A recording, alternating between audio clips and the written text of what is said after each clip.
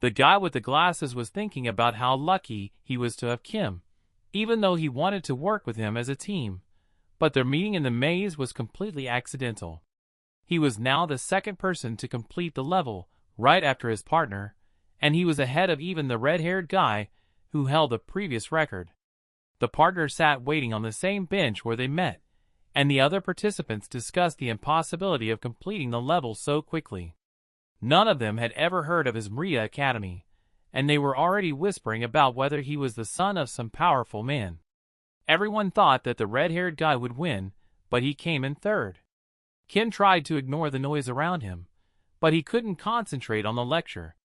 The red-haired boy stood right in front of him and looked silently at the guy with the spear.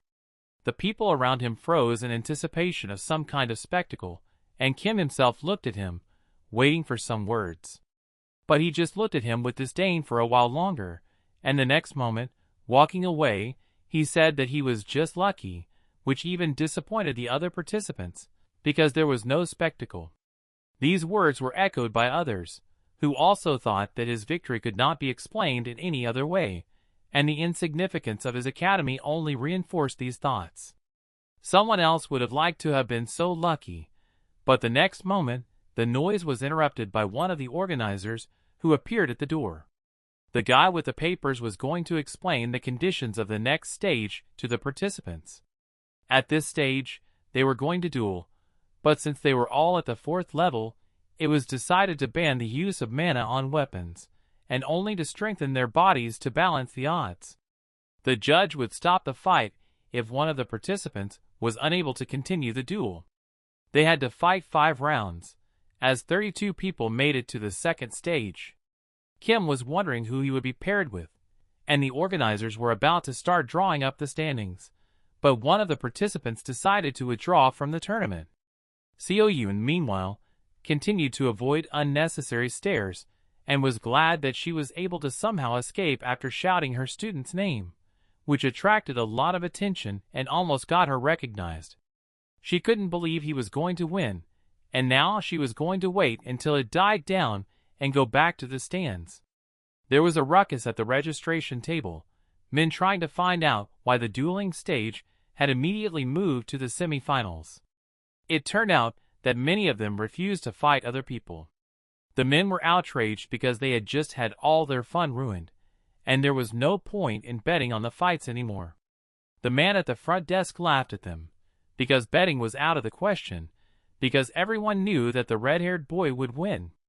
But the crowd was gambling, and the men were not interested in this participant, because the odds were too low if he won. The organizer assured them that no one with a head on their shoulders would even think of betting on someone else, but the next moment someone handed him a suitcase. Dropping it with a thud on the table, the hooded man announced a bet of 100,000 on a participant named Kim Seo Joon. Even before this moment, the gamblers were now shouting that this was stupid because the guy was just lucky, and no one had ever heard of his academy before. The person in the purple cloak was enveloped in lilac streams of mana, and Yoon would really like to know who it was. Meanwhile, Kim was unable to concentrate on the lectures, and was dying of boredom. A moment ago, one of the participants raised his hand and refused to continue participating in the tournament, the guy with glasses explaining to his surprised partner that this was not uncommon in 4th-level tournaments, as the winners were essentially known in advance. No one wanted to fight the red-haired boy, because he didn't play by the rules and a fight with him could end in a lifelong injury, and because of their low level, no one would care. And besides the tournament favorite, there were other strong participants. Few wanted to become fodder for them to promote their already well-known academies, so many decided to just give up. One by one, the participants began to raise their hands and refuse to fight, and their partners did not know how to react, until only 5 people remained who did not refuse. Apart from the partners on the bench, the 2 who had been arguing at the beginning of the competition, and the one who had calmed them down with a word were the most resilient. A guy in a helmet with a giant axe was mocking all these weaklings, and the next moment a loudspeaker announced his participation in the duel with Kim. The next pair would be a red-haired guy and a guy with glasses. while the guy with the scar gets an automatic victory in this round. Kim's partner was now shaking with emotion. He tried to calm him down, but he couldn't behave so coolly before the duel. Minji grabbed hold of Kim and shouted that he would fight Ju-hwan himself. Kim asked him why he was writing down his defeat before the fight even started, but his partner was desperate and just knew how it would end. Then Kim advised him to just give up, but he couldn't. The first couple of participants were called to the arena. Kim stood up and advised his partner to go all the way if he had already decided to fight. The guy with the glasses grabbed Kim's arm, asking him how he could not be worried. But for the guy with the spear, the only thing that mattered was how much experience he would gain from this fight. Kim left his partner, who did not understand anything, behind, and went to meet his reward of 100,000. The first participants of the second round stood in the middle of the arena.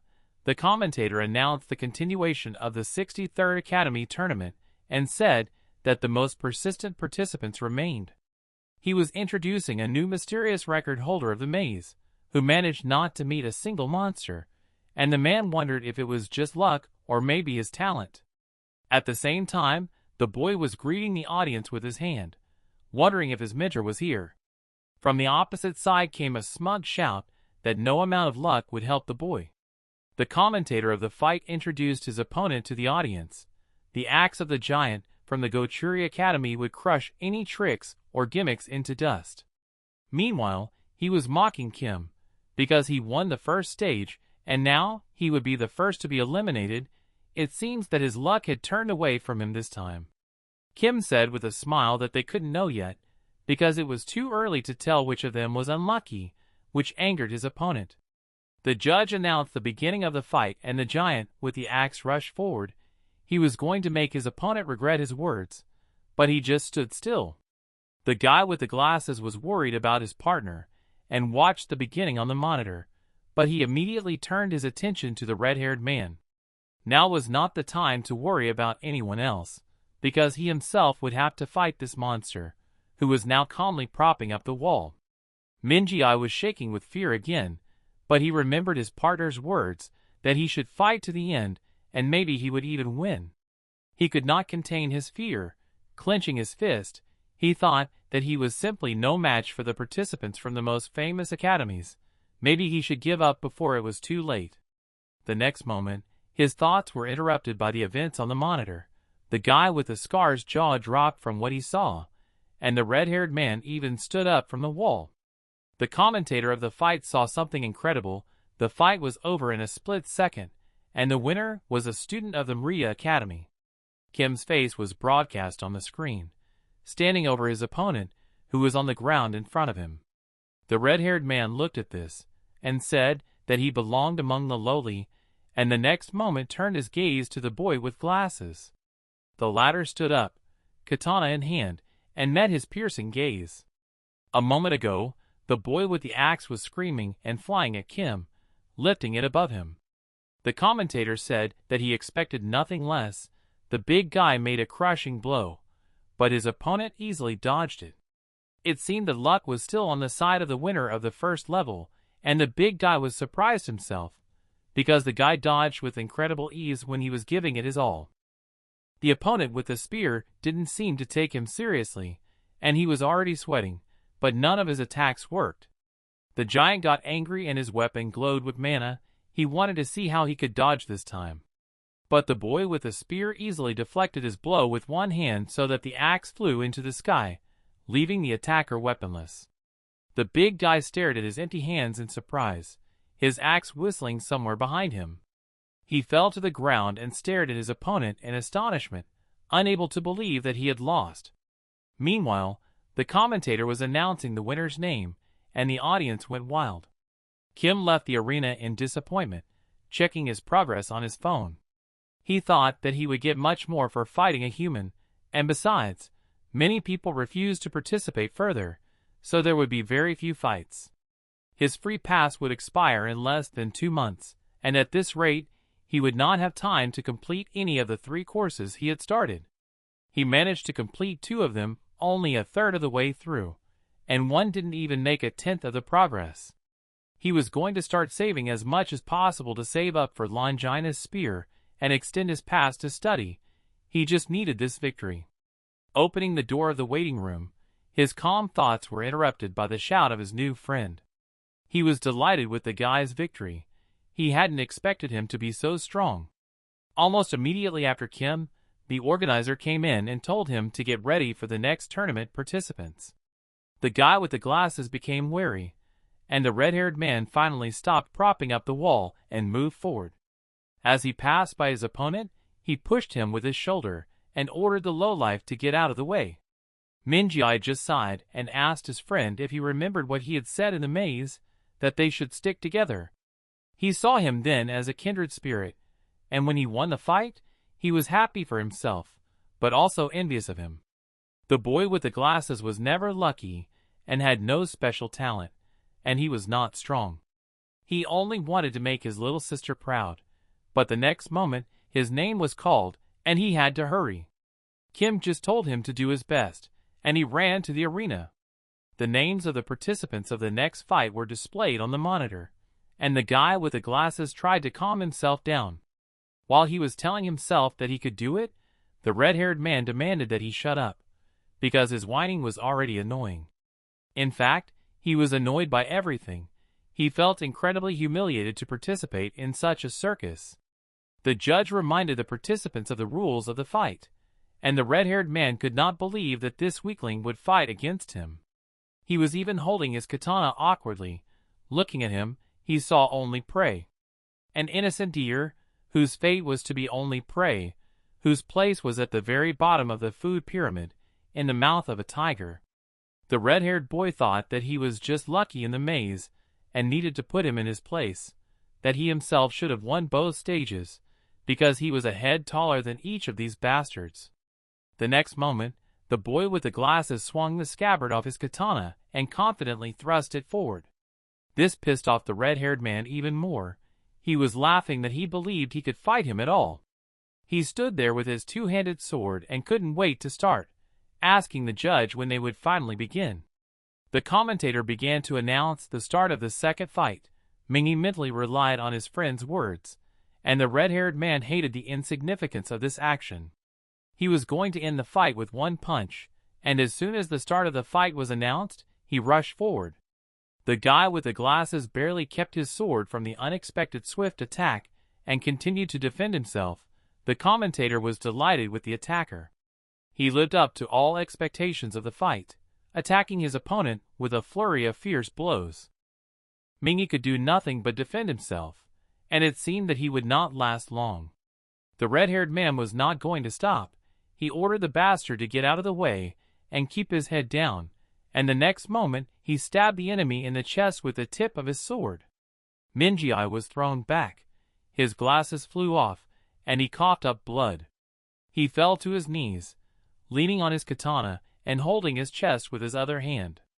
The commentator noticed that he was writhing in pain, and it looked like it was the end for him. The boy realized that he could not defeat him. It did not matter, because he was no match for him. He was depressed by the reproaches that he could not do anything, and was not as strong as Kim. He just wanted his sister to be proud of him. Without his glasses, he stood up with difficulty and grabbed the katana with both hands. The boy had to hit the enemy at least once, so he swung the katana and hoped to hit the enemy with at least its tip. The audience was delighted with the action, but the next moment Minji was already unconscious. The commentator announced the winner of the fight, a red-haired boy from the Revenant Academy. He heard someone from the stand say that it was not surprising, because that poor guy was not even standing next to him. Such a monster definitely had no place in a tournament of this level. Bastard or not, he was definitely a master of his craft. The next moment, the crowd went even crazier, and there was blood on the big screen showing the winner's face. The red-haired man was surprised by the warmth spreading down his cheek. Blood was dripping from a small cut. The loser's punch had hit the target. Someone in the crowd asked if he liked to beat weaklings, and looking at his blood, they doubted his greatness. The red-haired man could not bear to hear someone mocking how such an elite was wounded, and he told the judge that he was withdrawing from the tournament. The judge did not understand what this meant, and the next moment the winner began to beat the already lying down loser. He was shouting that he was sick of their circus, and that because they accept just anyone, no one above the entry level would ever show up. The judge demanded that he stop, because the fight was over and they would have to take action. But the guy didn't care. He kept beating the unconscious guy, and they couldn't do anything to him, because the red-haired man had already stopped participating in the tournament. He argued that they themselves should be disgusted by these cockroaches, who were pathetically trying to become hunters. The red-haired man put his leg over the poor guy's head and said that cockroaches should know their place, and was about to strike, but the next moment he had to block the attack of the boy with the spear. Kim said he couldn't wait to see them in the finals, but he was tired of waiting and would beat the bastard right now if he wanted to. The guy demanded that he remove his foot from his friend's head, but the red-haired man wasn't going to listen to his orders, so Kim just pushed him away with his weapon. He knelt down to the guy and tried to bring him to his senses. He could barely speak. At the same time, the red-haired man began to laugh at this touching scene. Kim said that something was wrong with him, since he liked to look down on everyone and mock them like that. But he was just unbearable that some hillbilly didn't know his place. Kim replied that they had the right to dream, even if they were weaker than him. But he just laughed at the boy's naivety and waited for him to tell him more tales of hard training and success. The crowd in the stands, meanwhile, did not understand why the organizers did nothing about the situation, and as it turned out, they were ordered not to interfere from above. The man in the cloak was happy to hear this, while Seo Joon was worried about her student. The red-haired man called the boy even dumber than he thought, and was going to explain how this world really works. Only the talented can achieve something, and even they need to go over the heads of others, so dreams are unnecessary and only for losers. Kim used to think so himself. He had put up with a lot of shit for 9 years to become a hunter, but reality kept reminding him of himself. He hated himself because of his lack of money, his lack of talent, and his inability to change anything. His job only helped him not to drown, but did not allow him to achieve anything more. His dream was not something that could be achieved through hard work, and it was pathetic. He often thought that everything could have turned out differently if he had chosen a different path. He had to constantly suffer from fear and self-doubt. Kim went to the judge and ordered him to take care of the wounded man. He stood up and thought that such thoughts make people despair. Kim rushed in and was about to kick the red-haired man's ass, but the judge shouted after him that it was against the rules and demanded he stop. The red-haired man was laughing, because the guy with the spear was probably trying to make a joke by raising his hand at him. Blocking the spear, he called the attacker a miserable cockroach, but Kim replied that he was a bug himself, dodging the counterattack. Now the red-haired man was attacking himself, and Kim could barely contain his blows and realized his strength. Now he understood why he was called the winner of the tournament, because in the battle with the giant in the helmet he had no doubt of his victory, but now everything was different. Kim tried not to think about it and act according to the lectures, letting go of the situation and going with the flow, trusting his feelings. The boy pushed off the swordsman's chest with the spearhead and increased the distance. The judge was still shouting at them to stop, but the red-haired man told him not to interfere. He considered himself a predator, and now he saw the same in his opponent's eyes, but he wasn't going to let such a trash dream. The swordsman rushed forward and was going to confront reality with his dreams, but Kim managed to block his powerful blow. It seemed to the attacker that the boy with the spear was getting stronger with each block of his blows, as if a monster was growing before his eyes. Kim was about to attack himself, putting the point of the spear in front of him, but only pushed the enemy away, and they flew in different directions. The red-haired man couldn't believe that some bad guy was able to restrain his attacks, and the next moment his weapon was filled with red mana. The red-haired man had no intention of losing to him, and Kim realized that he could not do anything now, because he did not know how to control mana. Ju-hwan was shouting at him to stop, because he was going to kill his opponent. Kim realized that the best choice would be to run away, but he didn't want to do it. even though it was the right thing to do. He felt like he would be betraying everything he had learned and remembered his mentor's words. The king of the hegemon was once surrounded by enemies on all sides. Their shouts and battle songs were heard everywhere. One of his students once asked him why he rushed to attack, because the outcome of the battle was clear from the beginning. Although he had lost in advance, this could not be changed, and he was overwhelmed with despair. He was afraid of defeat the most, but he rushed into the battle because it was simply necessary. He told his student to fight no matter what. He needed to fight like a beast with faith in victory. The mentor fought then, but he realized that even if he could lift whole mountains, he would not be able to win forever, and he lost. But it was the true spirit of a warrior, and it was because of it that he became a hegemon king. He shouted that the power that can tear up whole mountains can erase any obstacles, and the warrior spirit can turn the whole world upside down and will rule over it. Kim's weapon was filled with blue light, and he rushed forward at the enemy. The red-haired man shouted that he was just his doormat, because he was the only real predator here. Men were already running to stop the duelists, but it was too late. The red-haired man shouted, ordering his opponent to die, and their weapons clashed. Whirlwinds of red and blue energy threw back the men who were about to stop them, and a cloud of dust enveloped the center of the arena. The dust dissipated, and two figures stood motionless in it. The next moment, the red-haired man slowly fell to the ground, unconscious, blood spurting from his mouth. The crowd screamed in surprise, and Kim, though exhausted, stood over his opponent with a spear point at his head. The stands began to shout the winner's name, and Seo Joon couldn't believe what she was seeing. After all, he hadn't been able to stop her mana attack 2 weeks ago, and now he was using aura himself. She spotted a cloaked figure behind her and recognized him. The one who had placed the giant bet was now screaming more than she was. The boy's hood was down, and he seemed even more surprised than the girl herself, as if Kim had broken some rules of the universe. As soon as the dark-haired girl thought about his bet on her student, he disappeared. Kim returned home broken, his face covered in band-aids, and he recalled the events again. The boy was disqualified, even though the organizers agreed with the illegal actions of the red-haired man, but he withdrew from the tournament, unlike him.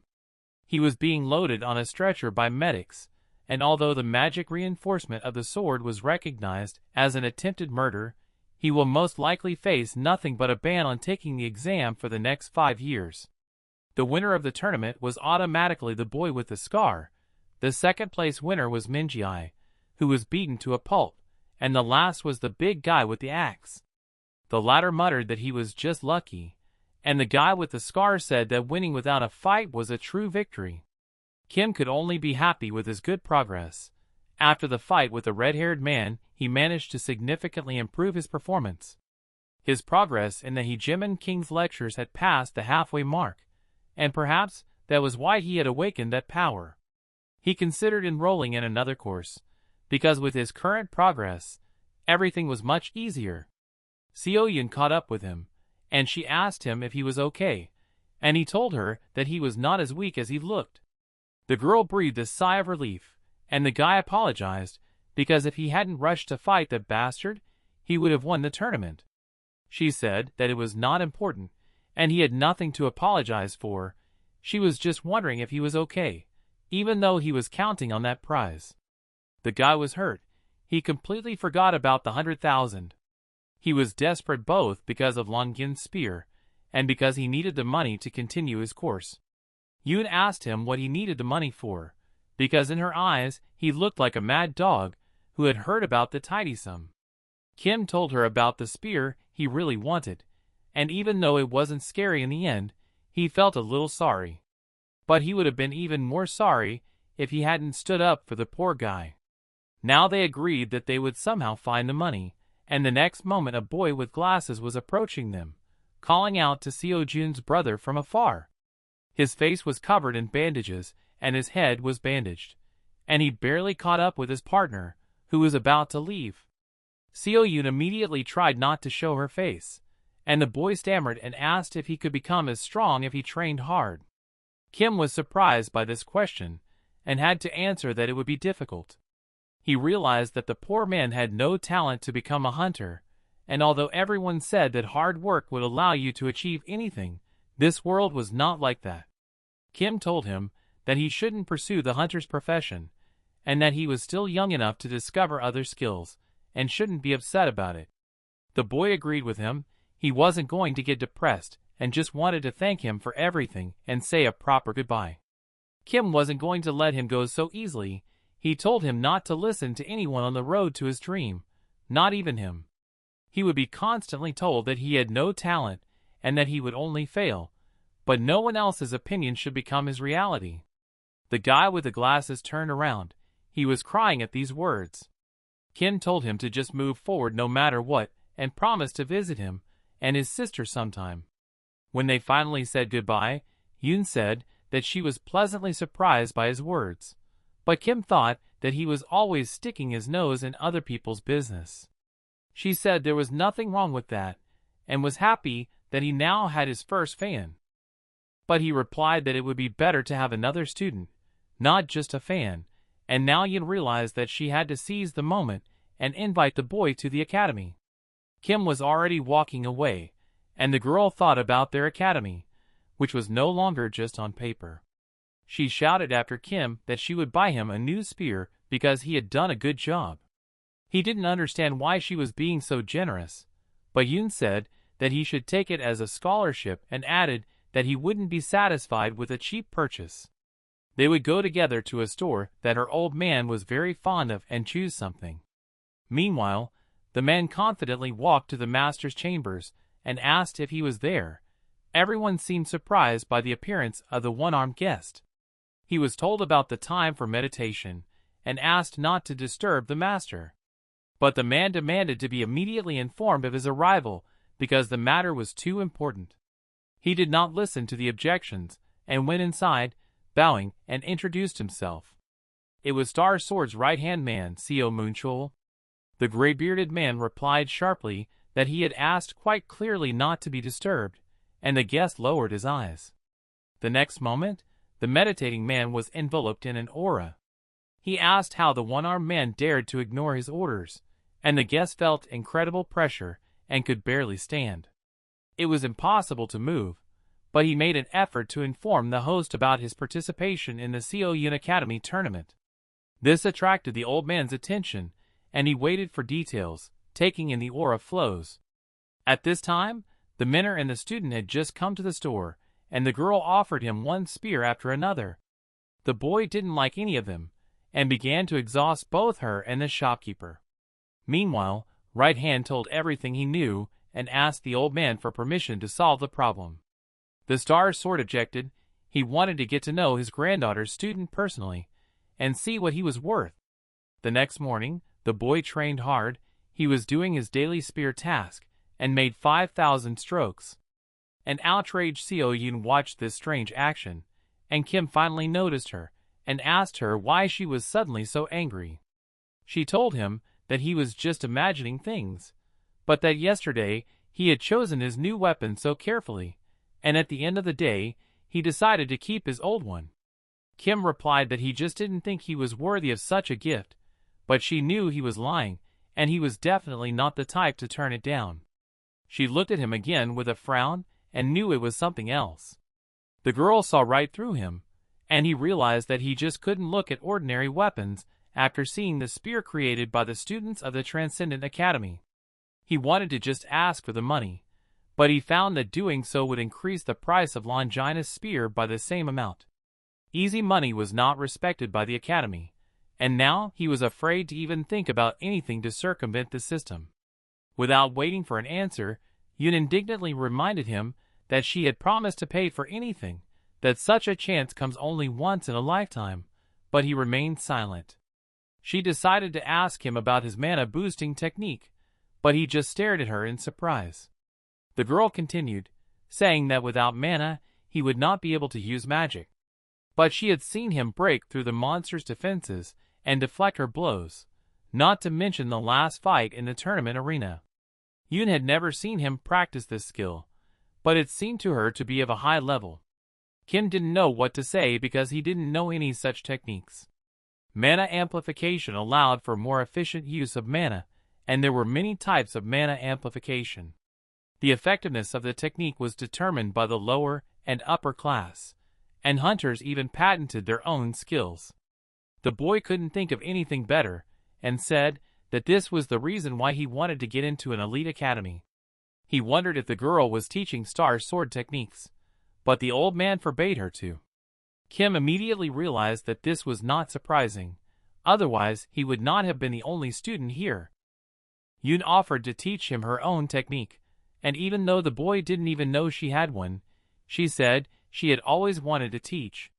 She asked why he was asking, and the boy, as usual, lied, although he thought she was completely untalented and was just hiding in the shadow of her old man. Kim realized that she was right, because in the battle with the red-haired man, he felt firsthand that without mana, the gap between them was too wide.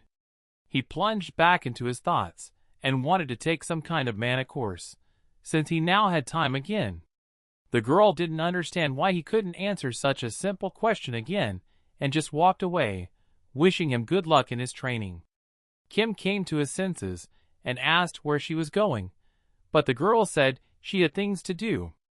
The boy jokingly did not believe that she could have any business, and the girl turned around and threatened him with her fist, and ordered him to lock the place if he left early. Kim said not to worry about it, and the next moment, he was thinking about the mana course again. He would need Minter's help. The kid had promised to come back as soon as he checked his profile, but he hadn't shown up yet. Leaving the building of her academy, Yoon was not in a good mood because she looked carefree, even though she hadn't really done anything lately. He was watching a new lecture given by Archmage Merlin.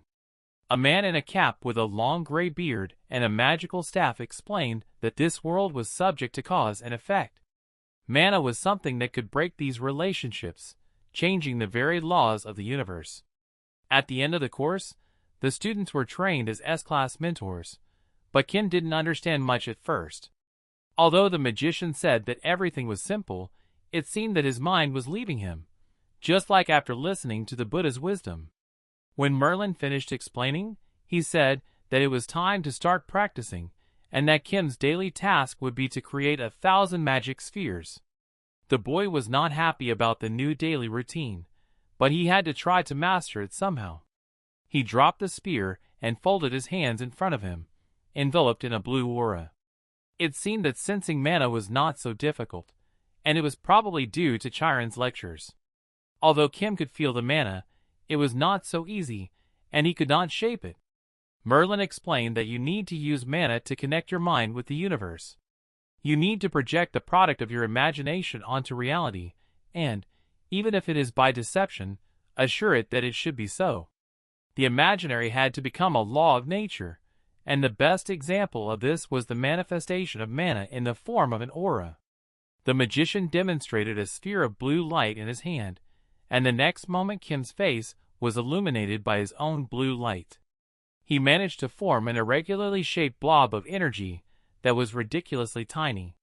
Although this sphere would not be recognized, it was his treasure at that moment.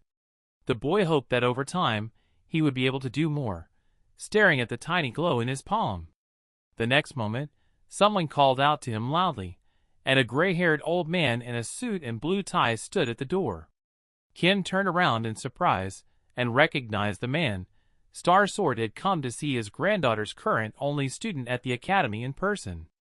The old man noticed something strange in his hand, and despite the boy's dull appearance, it seemed to be a blob of mana that was not so easy to create. The man realized that he clearly had a talent, and his entry into this academy only meant that the boy just wanted to use him. Seo Joon. Star Sword asked who he was, and the boy introduced himself and was glad to meet him. He had seen the legend only on the internet before, and now he was even scared, because he did not expect a visit from someone like that. Kim guessed that he had come to see Seo Joon, but she had just left to do some business of her own, and they missed each other. The old man was outraged by such a simple address to his granddaughter, because it is customary to address only those close to you by name. The boy did not understand this from the expression on the man's face, and called her by name again, surprised that he had not come to see her. The gray-bearded man shouted why he was still standing, and the boy was bewildered to understand what he was talking about. Then the old man explained that his thirst for killing in the form of an invisible aura paralyzes anyone below S level. The man demanded an explanation of his motives. The boy wondered how this was possible. It looked like the skill of the unwavering heart was saving him now. Kim said he didn't understand the question, and the old man, holding his hand on his katana, said that with such a talent he could be accepted to any academy and came closer. Having come here, his intentions could not be pure, and for some reason he was deliberately getting close to his granddaughter. The old man was enveloped in powerful streams of aura. His eyes glowed and evaporated it. The boy would cover himself with his hand, and the next moment he would shout that they had misunderstood each other, and he did not have time to finish. The old man did not expect to get an answer so easily, and the next moment the boy was already dodging a lightning swing of the katana he had just sheathed. The whistle of the sword over his head carried away a clump of hair, and the boy realized how serious it was. Seo Joon was at her grandfather's house, and the maid told her that he was away on business and did not say when he would return. She wanted to tell him about her student and didn't understand what kind of business he could have. He was now slowly approaching the boy, who was lying on the ground after dodging a blow, and he demanded an immediate answer. Kim was not going to give up and grabbed the spear. Seo Joon couldn't just leave, so she agreed to the maid's advice to ask someone who might know about his affairs.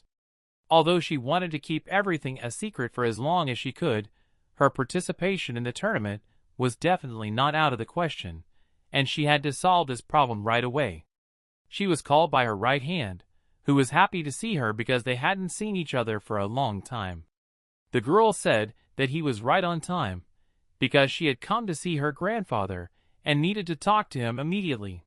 He replied that he was on his way to her academy, and the girl immediately jumped up and ran.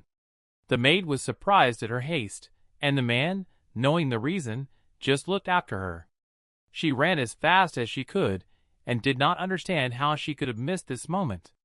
The girl knew for sure that the old man would visit sooner or later, and could not let them meet without her. The boy looked at the katana in surprise, but it was still in its sheath after the blow. He decided that the old man wasn't going to kill him after all, but was just testing him. The old man still demanded an answer to his question, so the boy approached him and gestured with his hand to stop. The boy did not understand what he wanted, but he definitely misunderstood. Before he could finish speaking, the star sword denied his words. The boy knew how to control his mana and moved well in battle, so he didn't see the mistake. The old man struck again, and shouted that he dared to lie to his face without hesitation. Kim barely held back his spear attack and begged the old man to calm down, no matter what Seo Joon told him. Star Sword heard his grandson's name and shouted that he was a scoundrel, and the boy still didn't understand what could make him so angry. The old man said that he was going to talk calmly and weigh all the circumstances that brought the boy here, and again approached with loud footsteps. Kim thought that he was lying and wasn't going to discuss anything, but he didn't care and prepared to fight. It was impossible to assure him of anything, but it was clear from his katana that he was not going to kill him. The old man could have killed him as soon as he sensed the presence of a stranger. The star sword was above any star. It was the closest thing to an ideal for the boy. So Kim decided not to miss this chance, and his weapon glowed with streams of mana. The old man didn't understand how he dared. Now the boy was enveloped in the aura. He had seen many hunters in his life, but only one dared to look him in the eye fearlessly. It seemed that the boy with the spear was very strong, and his granddaughter's academy had nothing to do with it. The old man rushed to attack. Kim was able to deflect his blow by chance, but now he could neither see nor even feel her. The strength of the attacker was beyond comprehension. Even a simple punch was impossible to notice, and the boy was already wondering how much longer he could dodge. He chose the moment to attack himself, but the old man blocked it with one hand and threw the boy back. The man said that the attack was too predictable, and he just needed to answer honestly. Kim was flying to the ground. He couldn't let it end that easily, but tricks wouldn't help him either. As long as the old man didn't draw his katana, he still had a chance to end it all in one blow, but he didn't know how to approach it. Kim stood up, but the next moment, the opponent was already above him, about to strike.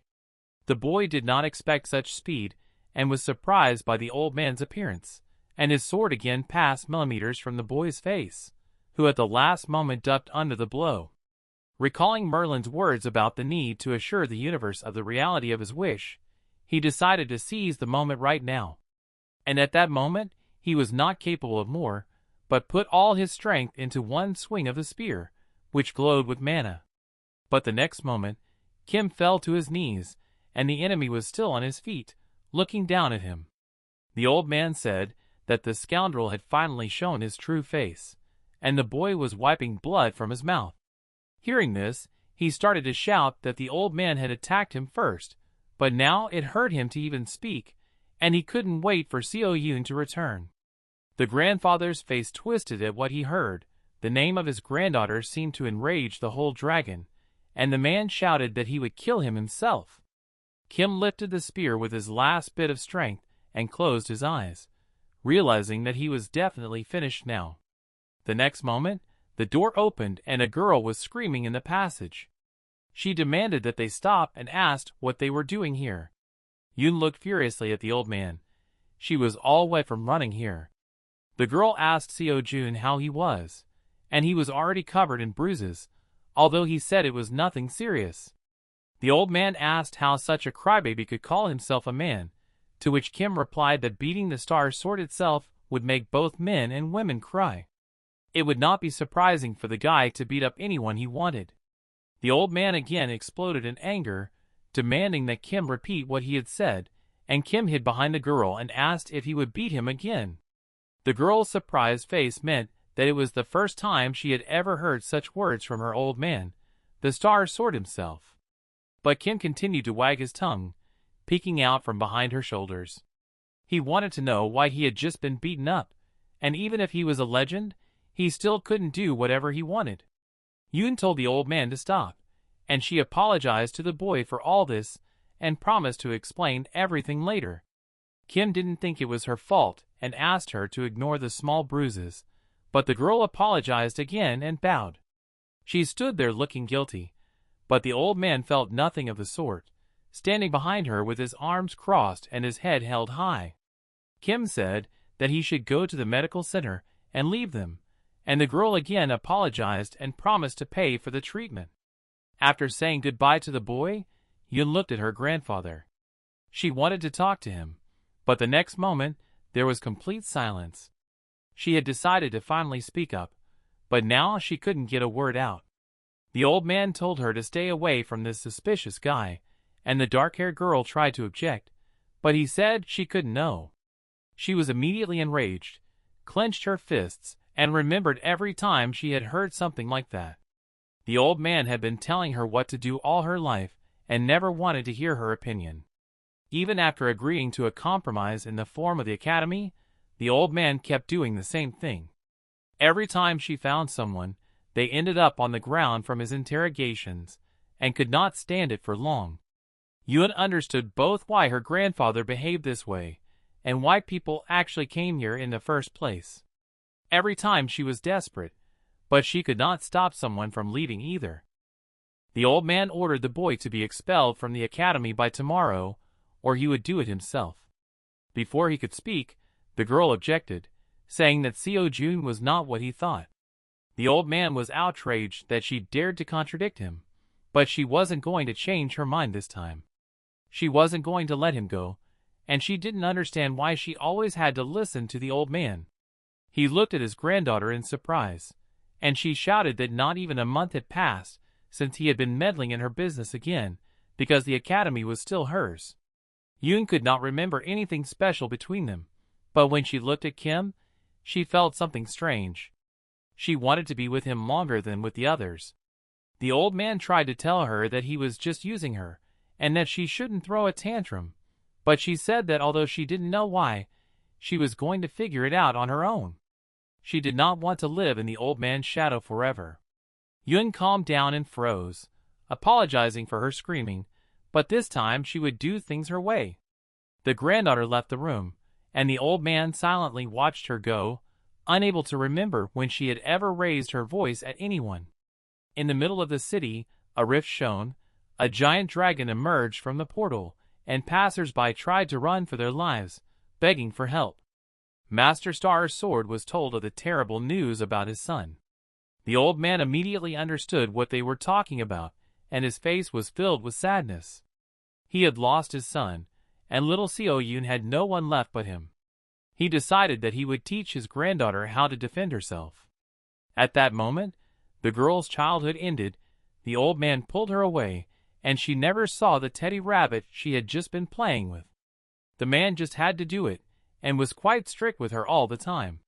But over the years, the girl did not like fencing, and he made her get up again and continue training. He said that at this rate she would never become an ordinary huntress, not to mention reach any level at all. And when she wanted to choose her own path as a teacher, the old man wouldn't hear of it, because that wasn't why he had been teaching her the art of swordplay all these years. As always, he demanded that she do as he said, and would not listen to anything. Although he kept her with him all the time, he realized that sooner or later she would turn against him, but he did not want to think about it. The man still stood in the middle of her academy and thought about how it all ended, because the girl still rebelled. The next day, Kim was walking down the street in a hurry, stretching his shoulder, which was still sore from the recent fight, but he had recovered. He thought he was well enough to have another conversation with the old man, but remembering the latter's anger, he also recalled his dying thoughts. Though the star sword had definitely held back, if the dark-haired one had come a minute later, there would have been nothing left of it.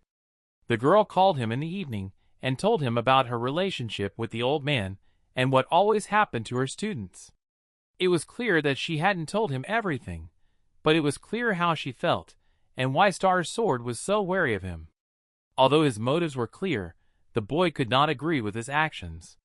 The boy stood in front of the academy door and wondered if he would ever apologize to him, but it was clearly impossible. Although Kim had made good progress in his studies, after being beaten by the legend himself, he did not want to repeat this experience. He opened the door, letting go of these thoughts, and finally thinking that progress was possible and worth the suffering. The boy immediately froze when he heard the greeting from the doorway, a harsh voice saying that he had finally arrived. Star's sword sat on the floor in a lotus position, and asked why he was standing like a pillar.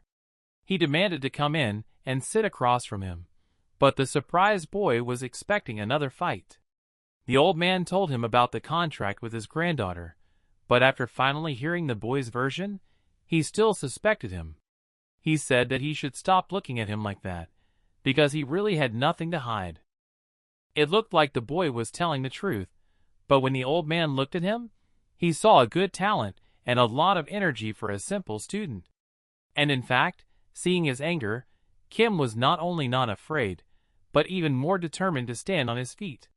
While the old man was scratching his beard in thought, the boy asked if he could finally leave. When asked where he was going, Kim answered that he was going to train, and the man thought it was a good opportunity to see what he was hiding. But the next moment, Star's sword didn't understand what was happening and thought the boy was out of his mind. He just sat on the floor and stared at the dark screen of his phone, which had nothing on it. The old man asked him if he was meditating, because how else could he explain it?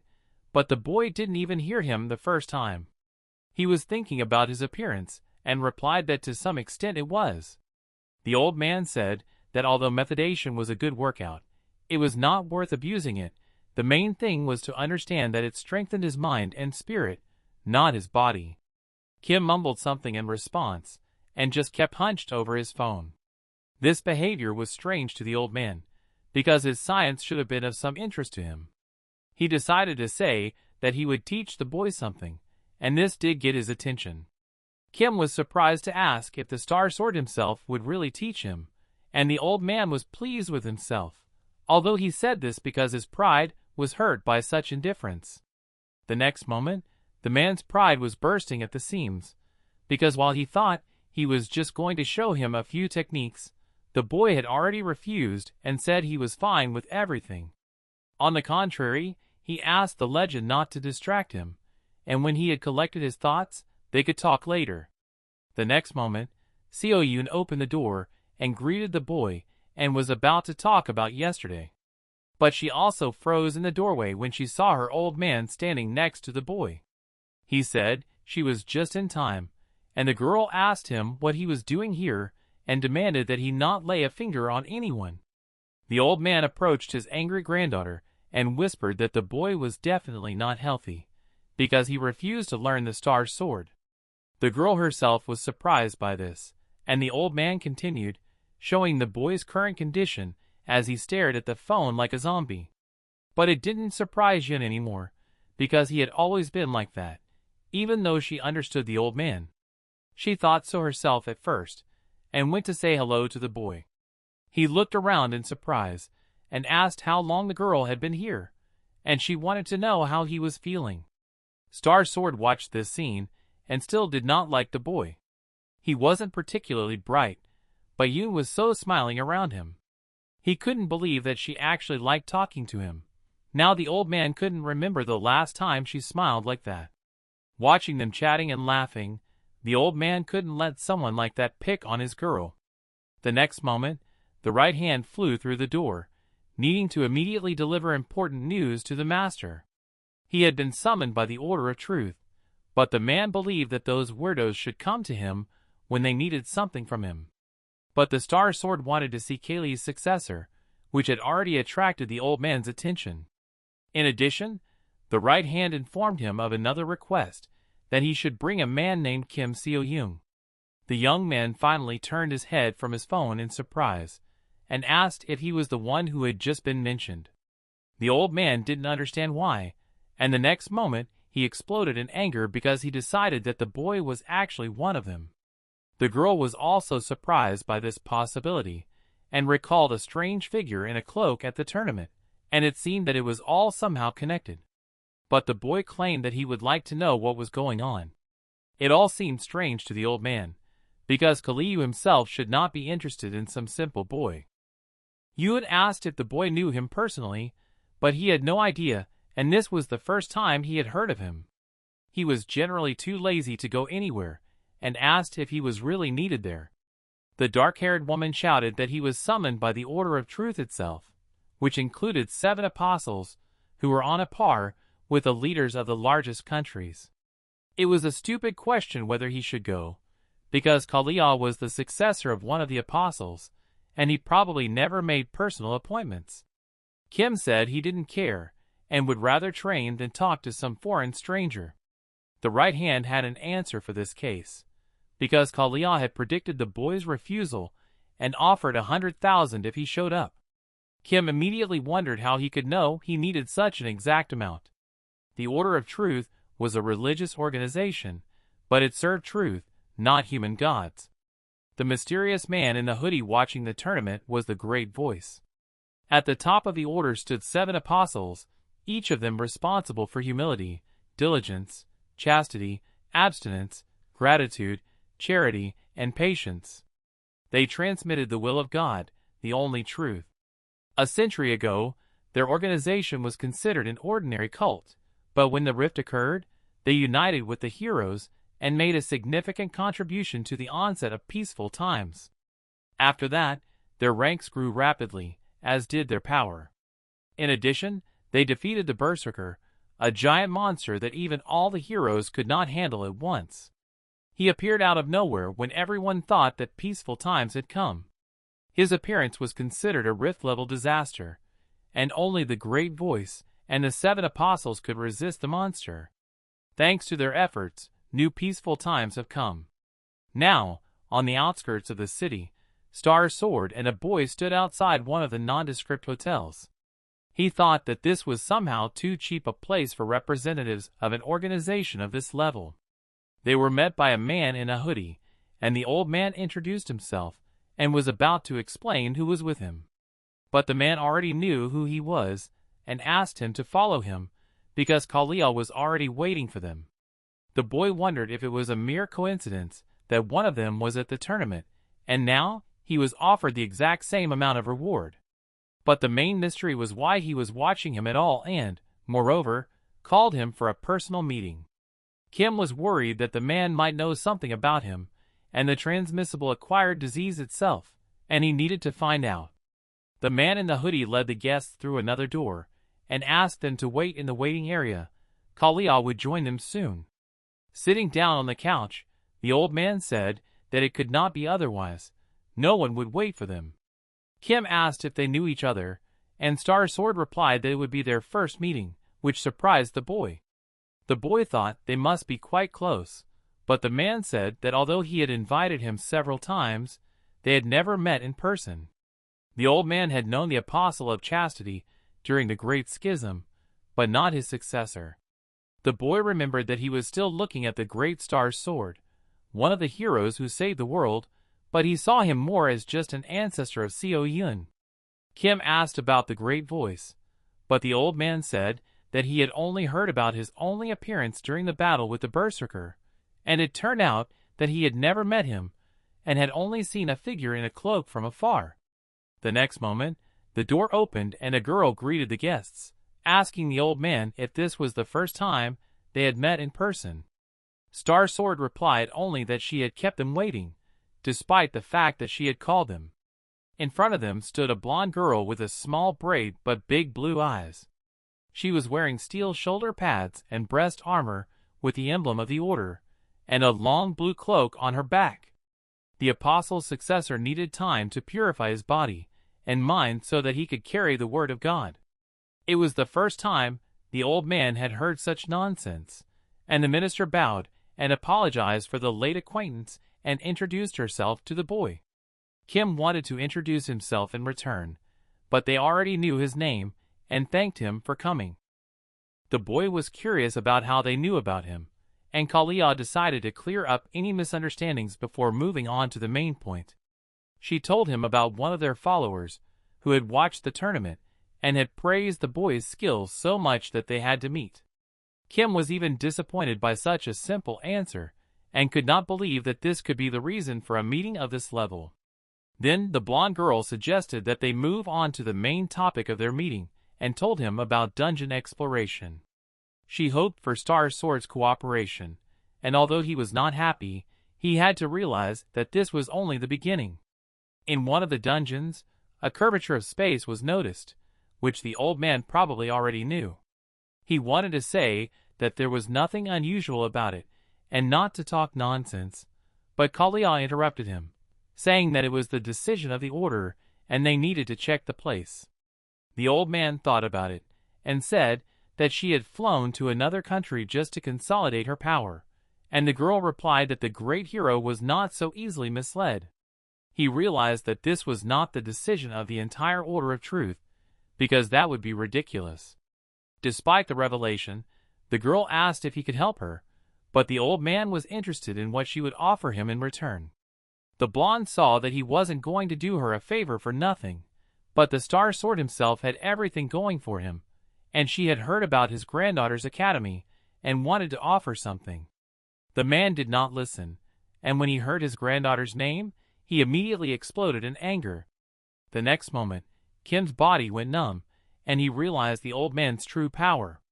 The Star Sword hatefully demanded that he not even try to involve Seo Joon in this matter, otherwise the blonde would not leave here alive. The servant of the order only coldly apologized for her mistake, but despite this, she had nothing to offer a hunter of this level. She offered to fulfill any of his requests in exchange for completing her task. The old man was not born yesterday and did not believe her words, because tomorrow she could say that there was no agreement. The blonde offered to take an oath in the name of the Order of Truth, and the old man asked if she really believed that this would be enough to qualify her for the position of apostle. It didn't matter what he thought, she couldn't break the oath. The old man agreed to help her on the promise in the name of truth, and they held out their hands to each other for the right of the order. They closed their eyes and were enveloped in a blue glow for a while. The next moment, the blonde woman turned to the boy and told him that their order would like to sponsor him. Kim did not understand what she meant, because he already had an academy. But the girl explained that they would be able to sponsor any of his activities that the academy could not cover. The boy wanted to know what they wanted from him in return, but the blonde girl smiled and said that just being close to the order would be enough. If he refused, they would do nothing, but the boy realized that this could not be, and they would somehow get him to pay for their services. Kim said that he was not interested in such an offer for now, but he would think about it after answering only one of his questions. For a second, he thought that the girl might lie or somehow evade the answer, but there might not be another chance. He couldn't ask her directly, so he handed her the phone and asked her what she saw on the screen. She was in no hurry to answer, as the Buddha was talking about the essence of the soul, which was what defined a person, not their body. Even after the death of the latter and reincarnation, the essence should remain the same. Kim asked her again what she saw, and the girl noted the strangeness of such a question, although he did not find it difficult. The blonde answered that it was too complicated for her, and the boy took the phone away, adding that in that case he was not interested in her offer. The next moment, Kalia casually mentioned the black screen and wanted to know if he would be satisfied with that answer. Since he had received an answer to his question, the girl asked him to reconsider his response to their cooperation. Kim did not hesitate for a moment and refused to be sponsored by the order.